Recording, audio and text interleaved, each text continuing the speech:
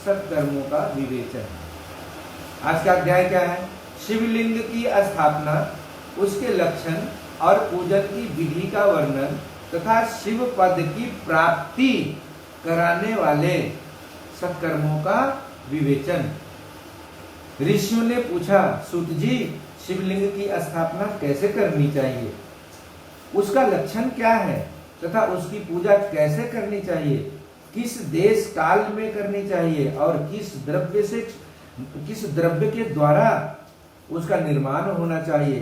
सूत जी ने कहा, महर्षियों, मैं तुम लोगों के लिए इस विषय का वर्णन करता हूँ, ध्यान देकर सुनो और समझो। अनुकूल एवं शुभ समय में किसी पवित्र तीर्थ में, नदी आदि के तट पर अपनी रुचि के अनुसार ऐसी जगह शिवलिंग की स्थापना करनी चाहिए जहां नित्य पूजन हो सके। पार्थिव द्रव्य से, जलमय द्रव्य से अथवा तेजस पदार्थ से अपनी रुचि के अनुसार कल्पोक्त लक्षणों से युक्त शिवलिंग का निर्माण करके उसकी पूजा करने से उपासक को उस पूजन का पूरा फल प्राप्त होता है। संपूर्ण शुभ लक्षणों से युक्त शिवलिंग की यदि पूजा की जाए तो वह तत्काल पूजा का फल देने वाला होता है। यदि चल प्रतिष्ठा करनी हो तो इसके लिए छोटा सा शिवलिंग अथवा विग्रह श्रेष्ठ माना जाता है, और यदि अचल प्रतिष्ठा करनी हो तो स्थूल शिवलिंग अथवा विग्रह अच्छा माना गया है। उत्तम लक्षणों से युक्त शिवलिंग की पीठ सहित स्थापना करनी चाहिए। शिवलिंग का पीठ मंडलाकार, गोल, चकोर, त्रिकोण अथवा खाटके पाए की भांति ऊपर नीचे मोटा और बीच में पतला होना चाहिए। ऐसा लिंग पीठ महान फल देने वाला होता है। पहले मिट्टी से, प्रस्तर आदि से अथवा लोहे आदि से शिवलिंग का निर्माण करना चाहिए। जिस द्रव्य से शिवलिंग का निर्माण हो उसी से उसका पीठ भी बनाना चाहिए। यही स्थावर अचल प्रतिष्ठा वाले शिवलिंग की विशेष बात है। 4 चल प्रतिष्ठा वाले शिवलिंग में भी लिंग और पीठ का एक ही उपादान होना चाहिए, किंतु वामलिंग के लिए यह नियम नहीं है। लिंग की लंबाई निर्माण करता या स्थापना करने वाले यजमान के 12 अंगुल के 12 होनी चाहिए। 12 अंगुल के 12 बराबर होनी चाहिए। 12 अंगुल के बराबर, 5 5 अब 5 10 और 2 अंगुल और जोड़ दिया तो 12 अंगुल बराबर होनी चाहिए। ऐसे ही शिवलिंग को उत्तम कहा गया है। इससे कम लंबाई हो तो फल में कमी आ जाती है, अधिक हो तो कोई दोष की बात नहीं है। चरलिंग में भी वैसा ही नियम है। उसकी लंबाई कम से कम कर्ता के 1 उंगली के बराबर होनी चाहिए। उससे छोटा होने पर अल्प फल मिलता है, किंतु उससे अधिक होना दोष की बात नहीं है। यजमान को चाहिए कि यह पहले शिल्प शास्त्र के अनुसार एक विमान या देवालय बनवाए जो देवगणों की मूर्तियों से अलंकृत हो। उसका गर्भगृह बहुत ही सुंदर, सुदृढ़ और दर्पण के समान स्वच्छ हो। उसे 9 प्रकार के रत्नों से विभूषित किया गया हो। उसमें पूर्व और पश्चिम दिशा में 2 मुख्य द्वार हो। जहां शिवलिंग की स्थापना करनी हो उस स्थान के गर्त में नीलम, लाल, वैदुर्य, श्याम, मरकत, मोती, मूंगा, गोमेद और हीरा, इन 9 रत्नों को तथा अन्य महत्वपूर्ण द्रव्यों को वैदिक मंत्रों के साथ जोड़े सदोजात आदि 5 वैदिक मंत्रों द्वारा शिवलिंग का 5 स्थानों में क्रमशः पूजन करके अग्नि में भविष्य की अनेक आहुतियों दे और परिवार सहित मेरी पूजा करके गुरु स्वरूप आचार्य को धन से तथा भाई बंधुओं को मनचाही वस्तुओं से संतुष्ट करें। आचकों को जड़, सुवर्ण, गृह एवं भू संपत्ति तथा चेतन गौ आदि वैभव प्रदान करे। अस्थावर जंगम सभी जीवों को यत्न पूर्वक संतुष्ट करके एक गड्ढे में स्वर्ण तथा 9 प्रकार के रत्न भरकर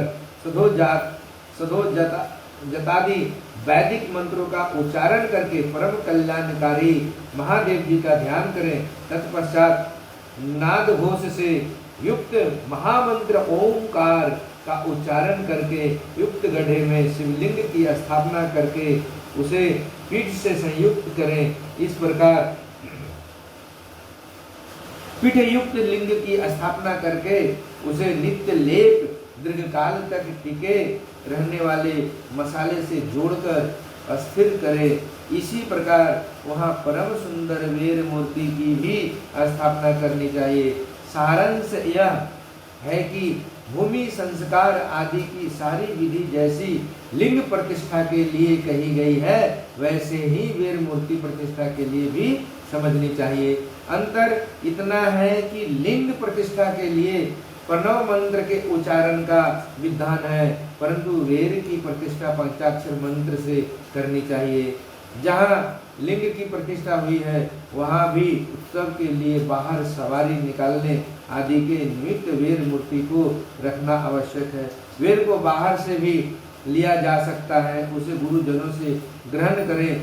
ब्रह्मा वीर वही लेने योग्य है जो साधु पुरुषों द्वारा पूजित हो। इस प्रकार लिंग में और वीर में भी की हुई महादेव जी की पूजा शिव पद प्रदान करने वाली होती है। अस्थावर और जंगम के भेद से लिंग भी 2 प्रकार कहा गया है। वृक्ष लता आदि को अस्थावर लिंग कहते हैं और कृमि कीटी आदि को जंगम लिंग। अस्थावर लिंग की सींचने आदि के द्वारा सेवा करनी चाहिए और जंगम लिंग को आहार एवं जल आदि देकर तृप्त करना उचित है। उन अस्थावर जंगम जीवों को सुख पहुंचाने में अनुरुक्त होना भगवान शिव का पूजन है, ऐसा विद्वान पुरुष मानते हैं। ये चराचर जीवों को ही भगवान शंकर के प्रतीक मानकर उनका पूजन करना चाहिए। इस तरह महालिंग की स्थापना करके विविध उपचारों द्वारा उसका पूजन करें। अपनी शक्ति अनुसार नित्य पूजा करनी चाहिए तथा देवालय के पास ध्वजारोपण आदि करना चाहिए। शिवलिंग साक्षात शिव पद प्रदान करने वाला है अथवा चर लिंग में षोडशोपचारों द्वारा यथोचित रीति से क्रमशः पूजन करें। यह पूजन भी शिव पद प्रदान करने वाला है। आवाहन, आसन, अर्घ्य, पाद्य, पदांग, आचमन, अभ्यंग पूर्वक स्नान, वस्त्र एवं यज्ञोपवीत गंध, पुष्प, धूप, दीप, नैवेद्य, तांबूल समर्पण, निराजन, नमस्कार और विसर्जन ये 16 उपचार है। अथवा आधार्य से लेकर नैवेद्य तक विधिवत पूजन करें। अभिषेक, नैवेद्य, नमस्कार और तर्पण ये सब यथाशक्ति नित्य करें। इस तरह किया हुआ शिव का पूजन शिव पद की प्राप्ति कराने वाला होता है। अथवा किसी मनुष्य के द्वारा स्थापित शिवलिंग में, ऋषियों द्वारा स्थापित शिवलिंग में, देवताओं द्वारा स्थापित शिवलिंग में, अपने आप प्रकट हुए शंभो शिवलिंग में तथा अपने द्वारा नूतन स्थापित हुए शिवलिंग में भी उपचार समर्पण पूर्वक जैसे जैसे पूजन करने से या पूजन की सामग्री देने से भी मनुष्य ऊपर जो कुछ कहा गया है वह सारा फल प्राप्त कर लेता है। कर्मशः परिक्रमा और नमस्कार करने से भी शिवलिंग शिव पद की प्राप्ति कराने वाला होता है। यदि नियम पूर्वक शिवलिंग का दर्शन मात्र कर लिया जाए तो वह भी कल्याणप्रद होता है। मिट्टी, आटा, गाय के गोबर, फूल, कनेर, पुष्प, फल, गुड़, मक्खन, भस्म अथवा अन्य से भी अपनी रुचि के अनुसार शिवलिंग बनाकर तदनुसार उसका पूजन करें अथवा प्रतिदिन 10,000 प्रणव मंत्र जप करें अथवा दोनों संध्याओं के समय 1-1 सहस्त्र प्रणव का जप किया करें। यह क्रम भी शिव पद की प्राप्ति कराने वाला है। ऐसा जानना चाहिए जप काल में मक्रांत प्रणव का उच्चारण मन की शुद्धि कराने वाला होता है।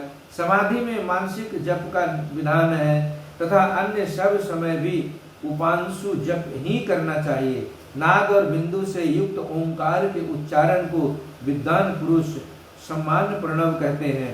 यदि प्रतिदिन आदर पूर्वक 10,000 पंचाक्षर मंत्र का जप किया जाए अथवा दोनों संध्याओं के समय एक एक सहस्त्र का ही जप किया जाए तो उसे शिवपद की प्राप्ति कराने वाला समझना चाहिए।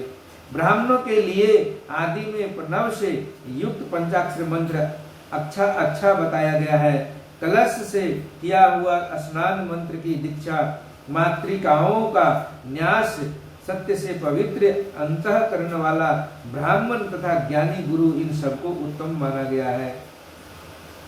दिग्जनों के लिए नमः शिवाय, दिग्गजों के लिए नमः शिवाय के उच्चारण का विधान है।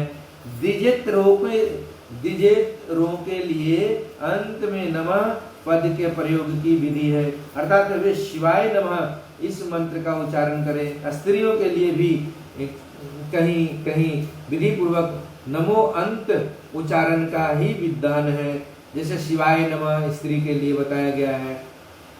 शिवाय नमः नमो अंत उच्चारण ही विधान है, अर्थात वे भी शिवाय नमः का ही जप करें। कोई ऋषि ब्राह्मण की स्त्रियों के लिए नमः पूर्वक शिवाय के जप की अनुमति देते हैं, अर्थात वे नमः शिवाय का जप करें। पंचाक्षर मंत्र का 5 करोड़ जप करके मनुष्य भगवान सदा शिव के सामने हो जाता है। 1, 2, 3 अथवा 4 करोड़ का जप करने से क्रमशः ब्रह्मा, विष्णु, रुद्र तथा महेश्वर का पद प्राप्त होता है। अथवा मंत्र में जितने अक्षर हैं उनका पृथक पृथक 1 लाख जप करें, अथवा समस्त अक्षरों का एक साथ ही जितने अक्षर हो उतने लाख जप करें। इस तरह के जप को शिव पद की प्राप्ति कराने वाला समझना चाहिए। यदि 1000 दिनों में प्रतिदिन 1 सहस्त्र जप के क्रम से पंचाक्षर मंत्र का 10 लाख जप पूरा कर लिया जाए और प्रतिदिन ब्राह्मण भोजन कराया जाए तो उस मंत्र से अभिष्ट कार्य की सिद्धि होने लगती है। ब्राह्मणों को चाहिए कि वह प्रतिदिन प्रातःकाल 1008 बार गायत्री का जप करें। ऐसा होने पर गायत्री क्रमशः शिव पद का प्रदान कराने वाली होती है। वेद मंत्रों और वैदिक सूक्तों का भी नियम पूर्वक जप करना चाहिए। वेदों का प्रायण भी शिव पद की प्राप्ति कराने वाला है, ऐसा जानना चाहिए। अन्य जो बहुत से मंत्र हैं उनका भी जितने अक्षर हो उतने लाख जप करें। इस प्रकार जो यथाशक्ति करता है, जो यथाशक्ति जप करता है वह क्रमशः शिव पद मोक्ष प्राप्त कर लेता है। अपनी रुचि के अनुसार किसी एक मंत्र को अपनाकर मृत्यु पर्यंत प्रतिदिन उसका जप करना चाहिए, अथवा ओम इस मंत्र का प्रतिदिन 1 सहस्त्र जप करना चाहिए। ऐसा करने पर भगवान शिव की आज्ञा से संपूर्ण मनोरथों की सिद्धि होती है। जो मनुष्य भगवान शिव के लिए फुलवाड़ी या बगीचे आदि लगाता है तथा शिव के सेवा कार्य के लिए मंदिर में झाड़ने, झाड़ने बुहारने आदि का व्यवस्था करता है, वह इस पुण्य कर्म को करके शिव पद प्राप्त कर लेता है। भगवान शिव के जो काशी और क्षेत्र है, काशी आदि क्षेत्र हैं, उनमें भक्ति पूर्वक नित्य निवास करें। वह जड़ चेतन सभी को भोग और मोक्ष देने वाला होता है। अतः विद्वान पुरुषों को भगवान शिव के क्षेत्र में आमरण निवास करना चाहिए। पुण्य क्षेत्र में स्थित बावड़ी, कुआं और पोखरे आदि को शिव गंगा समझना चाहिए। भगवान शिव का ऐसा ही वचन है, वहाँ स्नान, दान और जप करके मनुष्य भगवान शिव को प्राप्त कर लेता है। अतः मृत्यु पर्यंत शिव के क्षेत्र का आश्रय लेकर रहना चाहिए। जो शिव के क्षेत्र में अपने किसी मृत संबंधी का दाह, दशा, मासिक श्राद्ध, सपिंडीकरण अथवा वार्षिक श्राद्ध करता है अथवा कभी भी शिव के क्षेत्र में अपने पितरों को पिंड देता है, वह तत्काल सब पापों से मुक्त हो जाता है और अंत में शिव पद पाता है, अथवा शिव के क्षेत्र में 7, 5, 3 या एक ही रात निवास कर ले। शिव के क्षेत्र में 7, 5, 3 या एक ही रात जो निवास कर ले, यानी कि रात बिता ले, वहां रह ले, सो ले, ऐसा करने से भी क्रमशः शिव पद की प्राप्ति होती है। लोक में अपने अपने वर्ण के अनुरूप सदाचार का पालन करने से भी मनुष्य शिव पद को प्राप्त कर लेता है। वर्णानुकूल आचरण से तथा भक्ति भाव से यह अपने सत्कर्म का अतिशय फल पाता है। कामना पूर्वक किए हुए अपने कर्म के अभिष्ट फल को शीघ्र ही पा लेता है। निष्काम भाव से किया हुआ सारा कर्म साक्षात शिव पद की प्राप्ति करने वाला होता है। दिन के 3 विभाग होते हैं, प्रातः, मध्याह्न और सायं।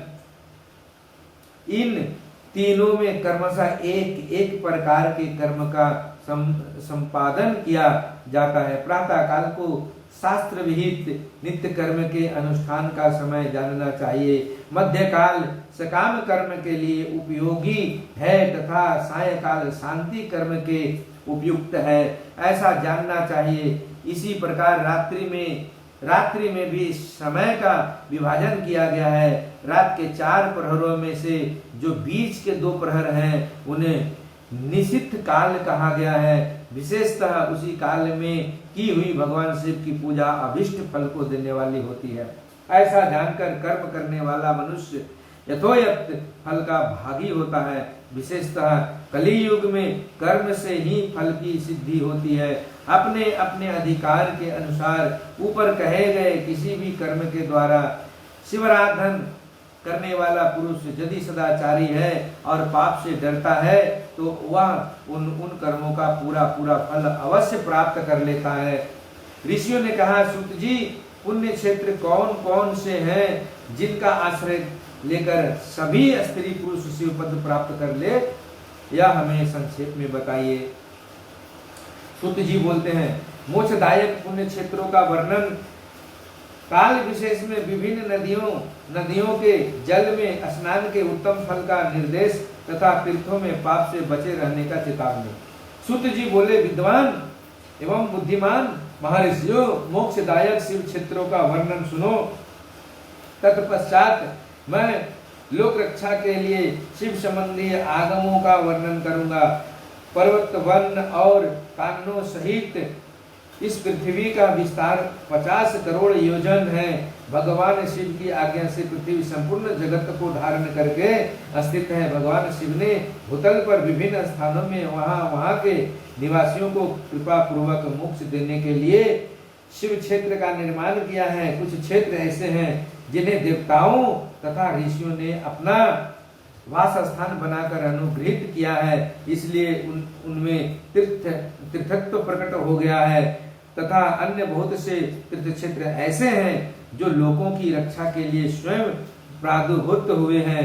तीर्थ और क्षेत्र में जाने पर मनुष्य को सदा स्नान, दान और जप आदि करना चाहिए, अन्यथा वह रोग, दरिद्रता तथा मुक्ता आदि दोषों का भागी होता है। जो मनुष्य इस भारतवर्ष के भीतर मृत्यु को प्राप्त होता है वह अपने पुण्य के फल से ब्रह्मलोक में वास करके पुण्य क्षय के पश्चात पुनः मनुष्य योनि में ही जन्म लेता है। पापी मनुष्य पाप करके दुर्गति में ही पड़ता है। ब्राह्मणों पुण्य क्षेत्र में पाप कर्म किया जाए तो वह और भी दृढ़ हो जाता है। अतः पुण्य क्षेत्र में निवास करते समय सूक्ष्म से सूक्ष्म अथवा थोड़ा सा भी पाप ना करे। सिंधु और सतजल नदी के तट पर बहुत से पुण्य क्षेत्र हैं। सरस्वती नदी परम पवित्र है, 60 मुख वाली कही गई है, अर्थात उसकी 60 धाराएं हैं। विद्वान पुरुष सरस्वती के उन धाराओं के तट पर निवास करें तो वह क्रमशः ब्रह्मा पद को प्राप्त लेता है, ब्रह्मा पद को पा लेता है। हिमालय पर्वत से निकली हुई पुण्य सलीला गंगा 100 मुख वाली नदी है। उसके तट पर काशी, प्रयाग आदि अनेक पुण्य क्षेत्र हैं। वहां मकर राशि के सूर्य होने पर गंगा की तट भूमि पहले से ही अधिक प्रशस्त एवं पुण्यदायक हो जाती है।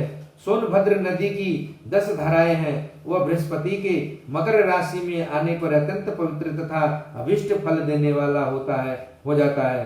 उस समय वहां स्नान और उपवास करने से विनायक पद की प्राप्ति होती है। पुण्य सलीला महानदी नर्मदा के 24 मुख्य स्तोत्र हैं। उसमें स्नान तथा उसके तट पर निवास करने से मनुष्य को वैष्णव पद की प्राप्ति होती है। तमसा के 12 तथा रेवा के 10 मुख हैं। परम पुण्यमयी गोदावरी के 21 मुख बताए गए हैं। वह ब्रह्मा हत्या तथा गोवध के पाप का भी नाश करने वाली एवं रुद्र लोक देने वाली है। कृष्णवेणी नदी का जल बड़ा पवित्र है। वह नदी समस्त पापों का नाश करने वाली है। उसके 18 मुख बताए गए हैं तथा वह विष्णु लोक प्रदान करने वाली है। तुंगभद्रा के 10 मुख है। वह ब्रह्मलोक देने वाली है। पुण्य सलीला सुवर्ण मुखरी के 9 मुख कहे गए हैं। ब्रह्मलोक से लौटे हुए जीव उसी के तट पर जन्म लेते हैं। सरस्वती नदी, पंपा सरोवर, कन्याकुमारी, अंतरीप तथा शुभकारक श्वेत नदी ये सभी पुण्य क्षेत्र हैं। इनके तट पर निवास करने से इंद्रलोक की प्राप्ति होती है। श्रहा पर्वत से निकली हुई महानदी कावेरी परम पुण्यमयी है। उसके 27 मुख बताए गए हैं। वह संपूर्ण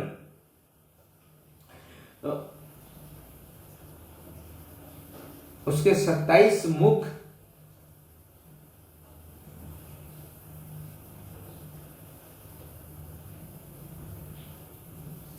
बताए गए हैं। वह संपूर्ण अभिष्ट वस्तुओं को देने वाली है। उसके तट स्वर्ग लोक की प्राप्ति कराने वाले तथा ब्रह्मा और विष्णु का पद देने वाले हैं। कावेरी के जो तट शैव क्षेत्र के अंतर्गत है वे अभिष्ट फल देने के साथ ही शिवलोक प्रदान करने वाली है। शैव क्षेत्र के अंतर्गत कावेरी के जो तट शैव क्षेत्र के अंतर्गत हैं वे अभिष्ट फल देने के साथ ही शिवलोक प्रदान करने वाली भी है। नैमिषारण्य तथा बद्रिकाश्रम में सूर्य और बृहस्पति के मेघ राशि में आने पर यदि स्नान करे तो उस समय वहां किए हुए स्नान पूजन आदि को ब्रह्मलोक की प्राप्ति कराने वाला जानना चाहिए। सिंह और कर्क राशि में सूर्य की संक्रांति होने पर सिंधु नदी में किया हुआ स्नान तथा केदार तीर्थ के जल का पान एवं स्नान जल का पान एवं स्नान ज्ञानदायक माना गया है। जब बृहस्पति सिंह राशि में स्थित हो उस समय सिंह की संक्रांति से युक्त भाद्रपद मास में यदि गोदावरी के जल में स्नान किया जाए तो वह शिवलोक की प्राप्ति कराने वाला होता है। ऐसा पूर्व काल में स्वयं भगवान शिव ने कहा था। जब सूर्य और बृहस्पति कन्या राशि में स्थित हो तब यमुना और सोनभद्र से स्नान करें। वह स्नान धर्मराज तथा गणेश जी के लोक में महान भोग प्रदान करने वाला होता है। यह महर्षियों की मान्यता है। जब सूर्य और बृहस्पति तुला राशि में स्थित हो उस समय कावेरी नदी में स्नान करें। वह स्नान भगवान विष्णु के वचन की महिमा से संपूर्ण अभिष्ट वस्तुओं को देने वाला माना गया है।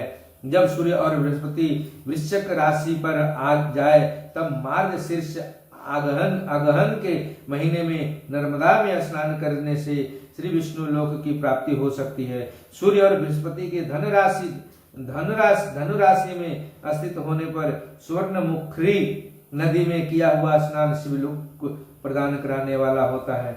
जैसा कि ब्रह्मा जी का वचन जब सूर्य और बृहस्पति मकर राशि में स्थित हो उस समय माघ मास में गंगा जी के जल में स्नान करना चाहिए। ब्रह्मा जी का कथन है कि वह स्नान शिवलोक की प्राप्ति कराने वाला होता है।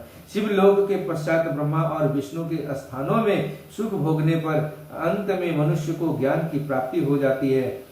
माघ मास में तथा सूर्य के कुंभ राशि में स्थित होने पर फाल्गुन मास में गंगा जी के तट पर किया हुआ श्राद्ध पिंडदान अथवा तिलोदक दान पिता और नाना दोनों कुलों के पितरों की अनेकों पीढ़ियों का उद्धार करने वाला माना गया है।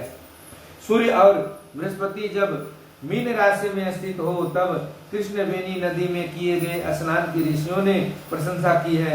उन महीनों में पूर्वोक्त तीर्थों में किया हुआ स्नान इंद्र पद की प्राप्ति कराने वाला होता है। विद्वान पुरुष गंगा अथवा कावेरी नदी का आश्रय लेकर तीर्थवास करें। ऐसा करने से तत्काल किए हुए पाप का निश्चय ही नाश हो जाता है। इंद्रलोक प्रदान करने वाले बहुत से क्षेत्र हैं। ताम्रपनी और वेगवती ये दोनों नदियां ब्रह्मलोक की प्राप्ति रूप फल देने वाला है। इन दोनों के तट पर कितने ही स्वर्गदायक क्षेत्र हैं। इन दोनों के मध्य में बहुत से पुण्यप्रद क्षेत्र हैं। वहाँ निवास करने वाला विद्वान पुरुष वैसे फल का भागी होता है। सदाचार, उत्तम वृत्ति तथा सद्भावना के साथ मन में दया भाव रखते हुए विद्वान पुरुष को तीर्थ में निवास करना चाहिए, अन्यथा उसका फल नहीं मिलता। पुण्य क्षेत्र में किया हुआ थोड़ा सा पुण्य भी अनेक प्रकार से वृद्धि को प्राप्त होता है तथा वहाँ किया हुआ छोटा सा पाप भी महान हो जाता है। यदि पुण्य क्षेत्र में रहकर ही जीवन बिताने का निश्चय हो तो उस पुण्य संकल्प से उसका पहले का सारा पाप तत्काल नष्ट हो जाएगा, क्योंकि पुण्य को ऐश्वर्यदायक कहा गया है। ब्राह्मणों तीर्थ वास जनित पुण्य कायिक, वाचिक और मानसिक सारे पापों का नाश कर देता है। तीर्थ में किया हुआ मानसिक पाप वज्र लेप हो जाता है, वह कई कल्पों तक पीछा नहीं छोड़ता है। वैसा पाप केवल ध्यान से ही नष्ट होता है, अन्यथा नहीं। वाचिक पाप जब से तथा कायिक पाप शरीर को सुखाने जैसे कठोर तप से नष्ट होता है। अतः सुख चाहने वाले पुरुष को देवताओं की पूजा करते और ब्राह्मणों को दान देते हुए पाप से बचकर ही तीर्थ में निवास करना चाहिए। सभी शिव प्रेमी भक्तों को, महादेव के शिष्यों को, मेरे गुरु भाई गुरु बहनों को, मेरे माता पिता भाई बंधु और मेरे चाचा काकी सबको फिर से मेरा प्रणाम। आज की शिव महापुराण की अमृतमय कथा मैं मेरे गुरु महादेव की श्री चरणों में विराम देता हूँ। आगे की कथा अगले वीडियो में सुनाऊंगा। तब तक इस वीडियो को आप एक बार नहीं 2 बार सुनिए और महादेव से जुड़ने का प्रयास कीजिए। हर हर महादेव। नमः शिवाय, नमः शिवाय, नमः शिवाय, नमः शिवाय, नमः शिवाय।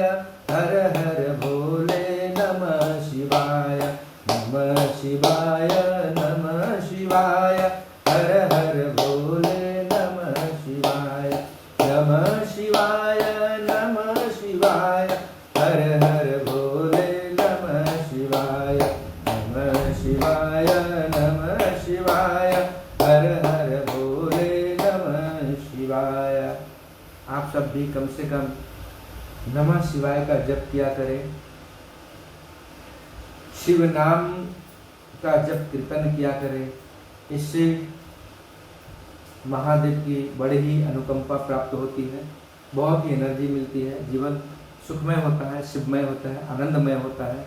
आप सबको फिर से मेरा प्रणाम स्वीकार करें। नमः शिवाय, नमः शिवाय, नमः शिवाय।